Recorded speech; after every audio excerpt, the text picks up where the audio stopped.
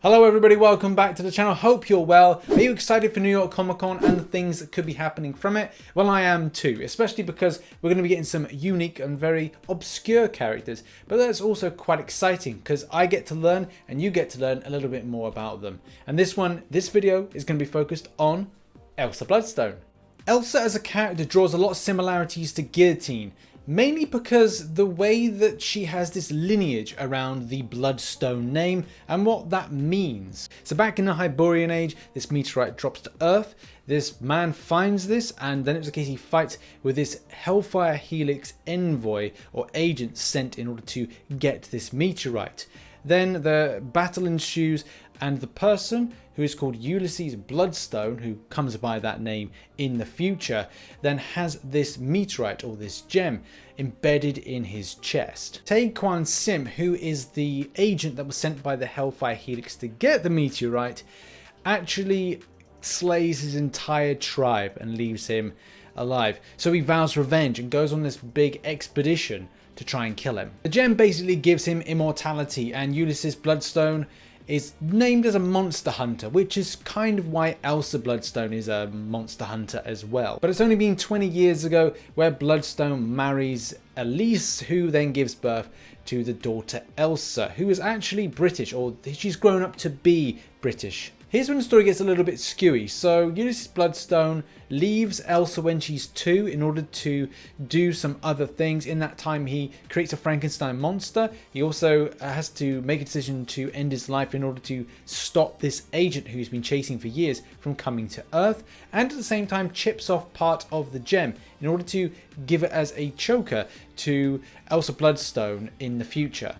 And the story gets even more skewier because there's this bit where she says that she comes from a line of near immortal monster hunters and had been trained by her father and an android nanny called Hate Mother to fight supernatural evils since infancy. Her relationship with Ulysses Bloodstone seemed to have been widely abusive. Yeah, so I'm reading this so far, I'm thinking like, this is a very dark backstory. It's a very good and it's very unique backstory.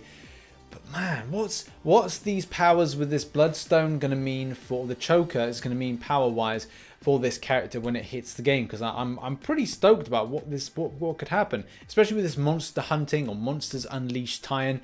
So this is going to be pretty cool. This has got me incredibly excited for this character, especially considering that she may be going up against something like this totally new. Hashtag monster, because you could have King Groot, Venom.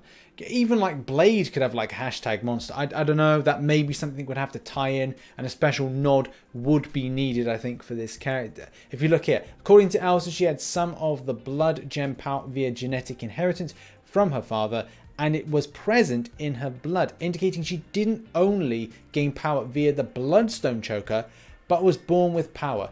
She has an unspecified level of super strength, has enhanced regenerative powers, and she has demonstrated immunity to vampire bites. Looking down at the powers and abilities once again, it gets me this feeling that she could have this kind of Blade aspect, where you've got hashtag villains and the way that the champion deals with danger sense.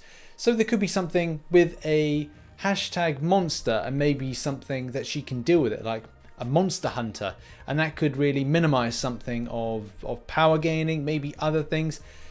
That could be meaning this champion could be a lot more value to players than we might think. Even though Elsa Bloodstone is a very obscure character, I like the way that Kabam are now putting in more obscure characters.